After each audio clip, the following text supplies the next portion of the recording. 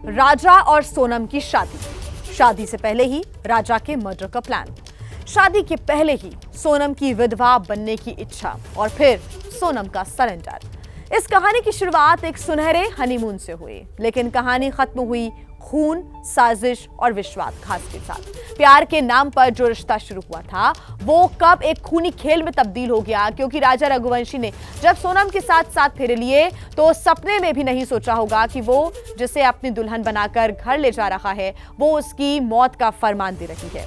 लेकिन अब देखिए, इस कहानी में जितना कुछ सामने आया है उससे ज्यादा पीछे जितना दृश्यम है उससे कहीं ज्यादा दृश्यम, इसी दृश्यम को हम आपके सामने आज लेकर आएंगे। अब तक जो जांच में सामने आया उसमें राजा रघुवंशी का कत्ल उसकी पत्नी सोनम के इशारे पर ही किया गया। पुलिस अब सोनम को लेकर मेघालय निकल गई है, जहां सोनम से पूछताछ की जाएगी। साथ ही बाकी जो आरोपी हैं उनको भी मेघालय ले जाने की तैयारी है। हालांकि राज को उसकी मां और बहन बेकसूर लगातार बता रहे हैं, जबकि राजा रघुवंशी की मां और भाई सोनम को कड़ी सजा देने की लगातार मांग कर रहे हैं।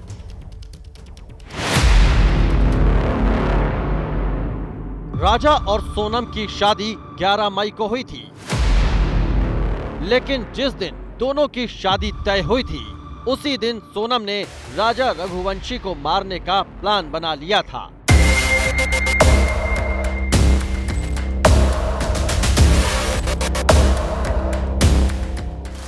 सोनम और राज ने मिलकर राजा की हत्या का प्लान बनाया। 50,000 रुपए में हत्या की सुपारी दी गई। हत्या के लिए पैसे भी सोनम ने ही दिए थे। और फिर शादी के 5 दिन बाद यानी 16 मई को सोनम और उसके प्रेमी राज कुशवाहा ने राजा रघुवंशी को मारने की योजना को अंजाम देना शुरू किया। सोनम राजा से शादी नहीं करना चाहती थी, लेकिन राज और उसके रिश्ते के बारे में बता भी नहीं पा रही थी। ऐसे में राज ने ही सोनम को समझाया कि सोनम शादी कर ले, बाद में हम राजा को रास्ते से हटा देंगे। राजा को मारने के लिए सोनम तैयार नहीं हो रही थी।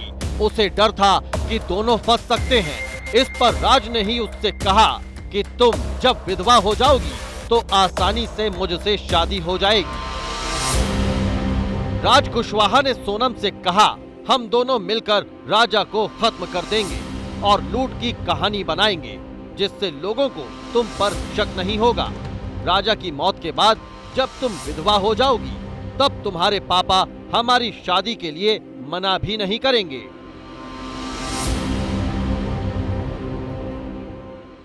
शादी के 5 दिन बाद यानी कि 16 मई को सोनम और राज ने राजा को मारने का प्लान बनाया और राजा ने ये सोनम को पूरा भरोसा दिला दिया था कि जब सोनम विधवा हो जाएगी तो उसके परिवार वाले उससे यानी कि राज से उसकी शादी के लिए मना भी नहीं कर पाएंगे।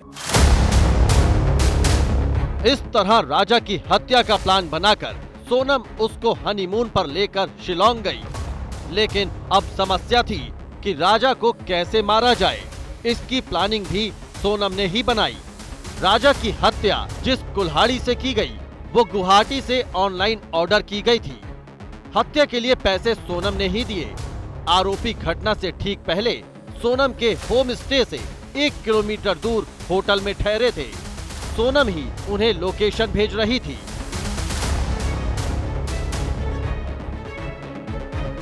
राजा को मारने के लिए जो हथियार मंगाया गया वो ऑनलाइन मंगवाया गया था। हथियार कितना बड़ा होगा और कितना धारदार होगा ये सब सोनम ने ही तय किया था।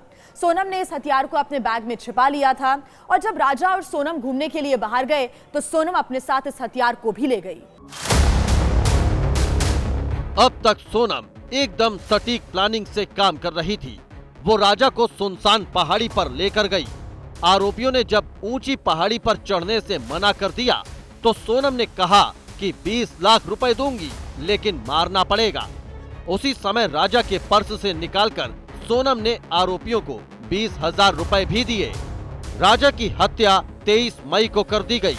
उसी शाम सोनम शिलोंग से गुवाहाटी पहुंची। वहां से ट्रेन पकड़ी और वाराणसी होते हुए गाजीपुर निकल गई। इस दौरान अपने मोबाइल फोन तोड़ दिए ताकि पुलिस ट्रेस न कर सके।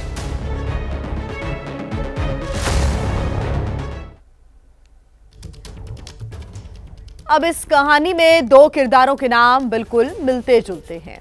राजा और राज दोनों के केंद्र में है सोनम। एक पति एक प्रेमी, लेकिन इन किरदारों का अदृश्यम यह है कि दोनों की डोर सोनम के हाथ में थी। एक की मौत हो गई, उसे सोनम नहीं मिली, एक शिकंजे में और उसे सोनम नहीं मिली। अच्छे से नहीं कर सकते भैया, नहीं हम मर जाएंगे, हम तीनों माँ बेटी जहर खा के मर जाएंगे, नहीं जी किसके सहारे।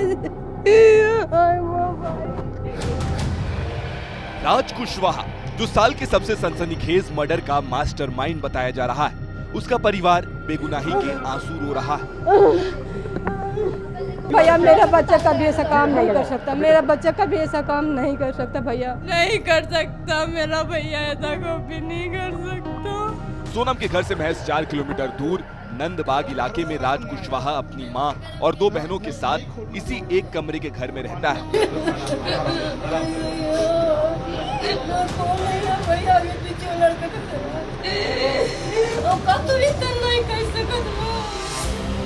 कल सुबह जब इस हत्याकांड का राज खुला, तब से राज का फोन बंद था। मीडिया राज के घर पहुंची तो उसकी मां ने जो खुलासा किया, उसने सबको हैरत में डाल दिया। राज सोनम को दीदी बुलाता था। दीदी बोलते थे भैया, दीदी बोलता था, हमेशा दीदी करके बात करता था। बहुत छोटा था राज, मेरा 20 साल का है भैया। 20 साल का राज सोनम से 5 साल छोटा था। सोनम और उसके भाई गोविंद की फैक्ट्री में पिछले 2 साल से काम करता था। तो क्या जमाने के सामने दीदी बोलने वाला राज सोनम के साथ छुप छुप कर प्यार करता था?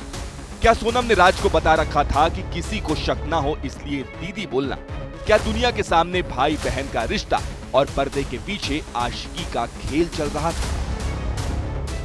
सिर्फ काम की बातें, जब भी सुना 2 मिनट फोन आता था, गाड़ी भरवानी है, काम करना है, बिल बनाना है, बस इतनी बात होती थी। उसके अलावा तो कभी उनको बातचीत करते हुए नहीं देखा। दीदी बोलता था? हाँ, दीदी बोलता था कि दीदी का फोन आया है। आज कल न्यूज़ में देखा है हम लोगों ने ये सब। वो दोनों ऐसा नहीं कर सकते। मैं बार बार आप लोगों से बोल रही हूँ, मेरे भैया ऐसा नहीं कर सकते, वो दोनों ऐसा नहीं कर सकते। पेशे से अकाउंटेंट राज कुशवाहा ने मर्डर का हिसाब भी किया हुआ था। राज ने सोनम को कभी अपने घर वालों से नहीं मिलवाया था। घर वाले सोनम और राज के रिश्ते से बेखबर थे। घर वालों के मुताबिक जैसे ऑफिस के बाकी लोग कॉल करते थे, वैसे ही सोनम भी कॉल कर लिया करती थी। तो क्या घर वालों से छिपाकर और सोनम के साथ मिलकर राज ने इस पूरी साजिश को अंजाम दिया? राज के मोहल्ले वाले भी उसके इस चेहरे से अनजान हैं। हर कोई कह रहा है कि राज ऐसा नहीं कर सकता। सोनम के बारे में तो यहाँ किसी ने कभी सुना ही नहीं। का नाम कभी आपने सुना? या सोनम को तो ना देखा ना सोनम यहाँ आई है। बिल्कुल साधारण लड़का था वो, कोई ये नहीं था। नहीं कर सकता वो ऐसा लड़का। कैसा लड़का था? स्वभाव कैसा? अच्छा था, बढ़िया था। नहीं कर सकता। कैसा लड़का था राज? अच्छा लड़का था। कैसा क्या, बचपन से ही रह दिया है। अच्छा लड़का था, सीधा लड़का था। फिर अब वो किसी ने उसको फंसा दिया है, कुछ कर दिया है, कुछ होएगा। लेकिन साजिश के तार ऐसे जुड़े कि राज ने सोनम के कहने पर मर्डर की पूरी प्लानिंग कर डाली। राज ने अपने जानने वालों को इस साजिश में शामिल किया और 2200 किलोमीटर दूर सोनम के पति राजा रघुवंशी को मरवा डाला। ये सब आपस में एक दूसरे को जानते हैं। ये राज के ये तीनों फ्रेंड हैं और ये तीनों लगातार, और एक जिसमें कि राज जो है वो अकाउंटेंट का काम करता है और दूसरा जो विशाल है वो ये इनके यहीं काम करता था, जो हाँ ये उनके यहाँ काम करता है, जो विशाल चौहान है। विशाल चौहान एक्चुअली विशाल चौहान का बीकॉम की स्टडी कर रहा है आरबी महेश्वरी जो कॉलेज है उसमें, सेकेंड ईयर का छात्र है। इसके अलावा जो तीसरा आकाश है वो बेरोजगार है और चौथा जो आनंद है जिसको लेकर आए वो भी स्टडी कर रहा है, लगभग फर्स्ट ईयर में है। तो कुल मिलाकर इनका कोई भी क्रिमिनल रिकॉर्ड नहीं है, पृष्ठभूमि कोई आपराधिक इनकी नहीं है। अभी जहाँ भी जो सर्च कराया गया है किसी प्रकार का कोई भी क्रिमिनल रिकॉर्ड इनका नहीं मिला है। पुलिस के मुताबिक इंदौर में रहकर सोनम के कहने पर राज ने अपने दोस्तों को भी इस प्लानिंग का हिस्सा बना लिया। खुद वो इंदौर में रहा और शिलांग में इस वारदात को अंजाम दिलवाया।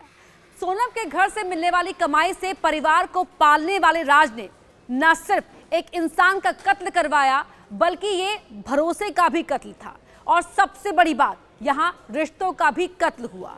दोनों सगे भाई बहन तो थे नहीं, लेकिन दुनिया की नजर से बचे रहने के लिए दोनों ने ही रिश्ते की चादर ओढ़ी हुई थी और फिर दिया एक खूनी खेल को अंजाम। और इस वक्त एक बड़ी खबर आपको बता दें, सोनम के घर पर एक ज्योतिषी ने टोटका किया था। ये बड़ी जानकारी इस बीच मिल रही है कि सोनम के परिवार वालों को उल्टी तस्वीर लटकाने को कहा गया था। ज्योतिषी ने ये दावा किया था कि उल्टी तस्वीर से सोनम जल्द ही घर वापस लौट आएंगी। राजा की डेड बॉडी मिलने के बाद सोनम के परिवार ने ये टोटका किया था और अपने घर पे सोनम की उल्टी तस्वीर लगा दी थी। ये टोटका किया गया था। एक ज्योतिषी ने यह दावा किया था कि अगर उल्टी तस्वीर लगाई जाएगी तो सोनम जल्द ही घर वापस लौट आएंगी। तो सोनम के ना मिलने पर तस्वीर को उल्टा लटका दिया गया था।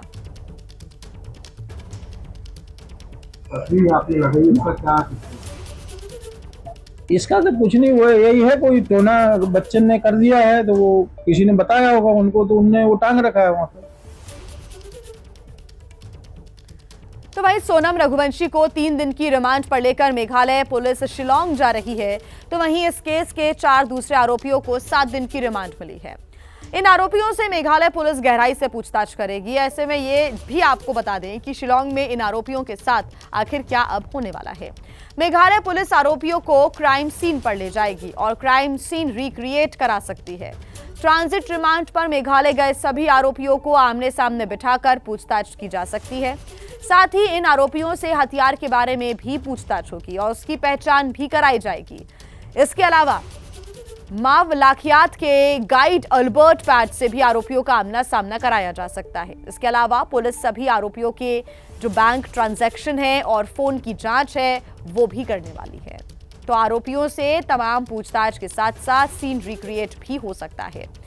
अपने पति राजा रघुवंशी की हत्या के आरोप में गिरफ्तार होने के बाद से सोनम का अब घर बंद है। जी हां, दस्तक देने पर भी वहां से कोई जवाब नहीं आ रहा है। हालांकि उसके पड़ोसियों का दावा है कि सोनम खुश मिजाज लड़की थी, लेकिन ऐसा कुछ वो कर सकती है, ऐसा हो सकता है, उन्हें भी बड़ी हैरानी है। राजा रघुवंशी मर्डर केस में रोज नई गुत्थियां खुल रही हैं। कल जिस तरीके से सोनम का ही इस पूरे मामले में हाथ सामने आने की बात सामने आई है, उसके बाद से अब सोनम का परिवार यहाँ पर बात करने से बच रहा है। उसके घर में आप देख सकते हैं किस तरीके से ये दरवाज़ा बंद है और दरवाज़ा नहीं खोला जा रहा है, खिड़की भी बंद है।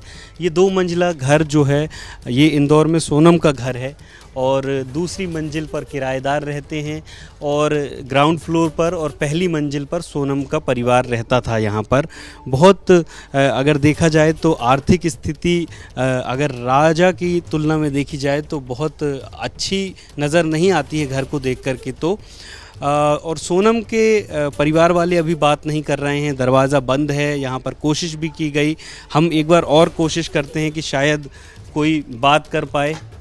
कोई है क्या?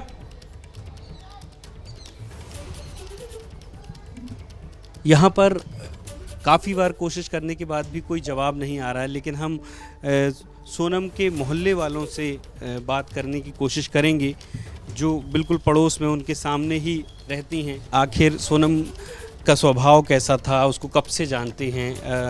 आपका क्या नाम है? इधर आ जाए आप। मेरा नाम है कुंती पांचाली। अच्छा, तो कब से आप यहाँ पे रह रही हैं? सोनम को कब से जानती हैं? 12 साल हो गए यहाँ रहते रहते।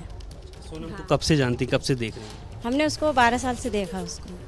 कैसी लड़की थी? अच्छी थी, ऐसा नहीं लग रहा था कैसा वो काम कर देगी। और ये जो लड़का है राज कुशवाहा, कभी आपने उसको भी देखा? मैंने कई बार देखा, आते जाते देखा उसको। कैसा व्यवहार था उसका? सीधा लड़का था? हाँ सीधा था, पर हाँ बैठे रहता था, अंदर जाता था। हाँ घर में आता जाता था?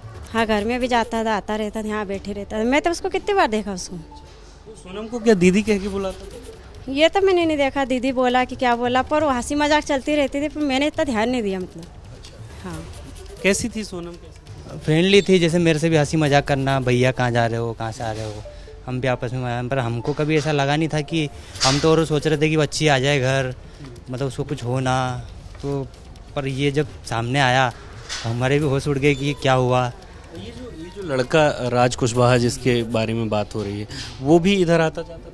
हाँ, वो अभी जब ये डेड बॉडी मिली थी, जब भी वहाँ पे भी गए थे। जो लड़के के घर है राजा रघुवंशी जी, वहाँ पे भी हमारे साथ में गए थे। वहाँ पे भी हमने इनको देखा घूमते फिरते, लेकिन हमारी इससे कभी बातचीत नहीं हुई। सोनम को लेकर राजा रघुवंशी की मां ने कई खुलासे किए हैं। एबीपी न्यूज से बात करते हुए राजा रघुवंशी की मां ने दावा किया कि उन्हें कभी ऐसा नहीं लगा कि सोनम शादी के बाद खुश नहीं थी या शादी की वजह से खुश नहीं थी और वो राजा का मर्डर भी करवा सकती है। माँ जी, आपको लगता है कि सोनम की जो माँ हैं उनको इस बात का कहीं ना कहीं अंदाज़ा था कि कुछ चल रहा है सोनम और राज कुशवाहा के बीच में? देखो, अंदाज़ा है नहीं है, मगर सारी बात तो माँ को पता रहती है। मैं भी किसी की माँ हूँ, तो मेरे को जैसे अपने बच्चे का अनुभव थोड़ा मालूम रहता है कि अपने बच्चा किस टाइप का है, किस टाइप का नहीं है। तो सोनम की माँ को भी सारी बात मालूम होगी ना उनकी लड़की के बारे में, क्योंकि बचपन से बच्चे को बड़े करते तो माँ बाप को ही पता रहता ना। माँ जी, कभी भी आपको संदेह हुआ कि लड़की खुश नहीं है या लड़की का मन नहीं लग रहा है? आमतौर पे नई घर में नहीं लगता है, लेकिन आपको ये लगा कि उस शादी से खुश नहीं है, कभी आपको ऐसे मन में आया क्या? ऐसा मन में तो नहीं आया, मगर जब हम उसके घर गए थे, राजा और हम, जब उसने एकदम ब्लैक कलर का सूट पहना था, जब थोड़ी सी उखड़ी उखड़ी टाइप लग रही थी, तो हमको जब थोड़ा सा ऐसा डाउट सा लग रहा था कि ये हमको देख के इतना राजा आया है तो क्या खुश नहीं है। फिर हमने सोचा हो सके तो फिर उनकी मम्मी को मतलब हम थोड़ा इशारा जैसा भी करा था, तो उनकी मम्मी ने बोला कि कुछ नहीं, अभी ऑफिस से आई ना तो थोड़ी सी थक सी जाती है, तो खाना ना भी बना था उनके यहाँ, थोड़े ज़्यादा जने भी थे, तो हमने उस चीज़ पे फिर ध्यान नहीं दिया। कम बात करती थी, फ़ोन पे लगी रहती थी क्या? कम बात करती थी, उनकी मम्मी खुद ने बताया कि मेरी बेटी थोड़ी बात कम करती है वो लेके, तो हमने बोला ठीक है, हमारे यहाँ आएगी ना तो बात करना सीख जाएगी, क्योंकि हमारी फैमिली बड़ी है तो ऑटोमेटिक ही बात करना सीख जाएगी, हमने ये भी बोला था उनसे। लेकिन जो सोनम के जो मोहल्ले वाले हैं उन लोगों से हमने जानने की कोशिश की उसके स्वभाव के बारे में, उन्होंने कहा बहुत हंसमुख थी, खूब हंसी मजाक भी करती थी। सोनम और जो राज हैं वो भी बातचीत करते थे, हंसी मजाक करते थे और बहुत खुल के रहती थी। ऐसा स्वभाव क्या सोनम को आप लोगों को दिखा? नहीं, हमको ऐसा स्वभाव तो नहीं दिखा, और हमने उनकी मम्मी से बोला सोनम है ना अच्छी हंसती नहीं, बोलती नहीं, तो उन्होंने ये बोला कि सोनम थोड़ी कम बात करती। बस हमको तो यही सुनने में आया था, हमने सोचा बहुत सी लड़की उन कम बात करती हैं। जी, आप तो अपनी बहू की, आप बेटे को खो चुकी थी, अपनी बहू की वापसी के लिए आप दुआ कर रही थी, हम लगातार देख रहे थे, लेकिन अब जैसी बातें लगातार निकल कर के सामने आ रही हैं और उसके बाद अब आपको ये लगने लगा है कि ये जो बातें आ रही हैं, जो मेघालय की पुलिस कह रही है और सारी चीज़ें, इतनी सारी गिरफ्तारियां हो चुकी हैं, ये हो भी सकता है? नहीं, ये हो भी सकता है, क्योंकि जांच के बाद ही सारी चीज़ आ रही ना, बिगर उससे तो आ नहीं रही। जो सब डिटेल निकल रही हैं, उनके मोबाइल से निकल रही हैं, किस किस से निकल रही हैं, तो ये डिटेल से तो सब आगे हो रहा है क्या, तो उसमें तो सब पता चल रहा है ना कि कब किससे बात की गई थी, कब नहीं की गई थी, तो इस पे देख के तो पूरा विश्वास हो रहा है ना। कल तक तो मेरे को बिल्कुल विश्वास ही नहीं था कि मेरी बहू ऐसा कर सकती। मैं तो उसका इंतज़ार कर रही थी कि राजा नहीं है तो मैं उसको बेटा बना के रखूँगी, मतलब वो मेरे घर में आएगी तो उसका दरवाज़ा खुला रहेगा, मगर उसने राजा के साथ इतना बड़ा कांड करा है, तो मैं बताओ क्या चाहती हूँ। मैं तो यही चाहती हूँ सरकार से कि जिसने मेरे बच्चे के साथ ऐसा काम करा, जिसके हाथ हैं, उनको कड़ी से कड़ी सज़ा दी जाए, उनको फांसी दी जाए। एक आखिरी सवाल पूछूंगा, आपने कहा कि जो पंडित जी आते हैं गरुड़ पुराण करने, उनसे आपने पूछवाया था और उन्होंने कहा कि कहीं ना कहीं लड़की का भी इसमें हिस्सेदारी हो सकती है, जो ये पूरी चीज़ें हुई हैं। आपको उनकी बात पे यकीन हुआ था या कभी शंका हुई थी? हाँ, पंडित जी की बात पे यकीन हुआ था, शंका भी हुई थी। पंडित जी से सवाल किया गया था, तो उस सवाल का ही प्रश्न उन्होंने दिया था कि इसमें लड़की का हाथ है और उसने ही मतलब पूरी प्लानिंग करी है। जो एक लड़का जहाँ पे रहता ना, उसको सारी बात पता चल रही थी, वहाँ जो घूमने गए थे वहाँ से भी सारी बात पंडित जी ने कहा, ये सब पंडित जी ने बोला। और ये छोटी मोटी टीम नहीं है, बोले ये सब गुत्थी मतलब बना के रखी है कि अपन को यहाँ से ये करना, वहाँ से ये करना, सब पूरा प्लानिंग से काम होगा, बोले बस इतना ही किया था मैं से। तो राज कुशवाहा की मां भी अपने बेटे को बेकसूर बता रही है। उसकी मां का कहना है कि बेटा फैक्ट्री में काम जरूर करता था, लेकिन किसी की हत्या नहीं करेगा।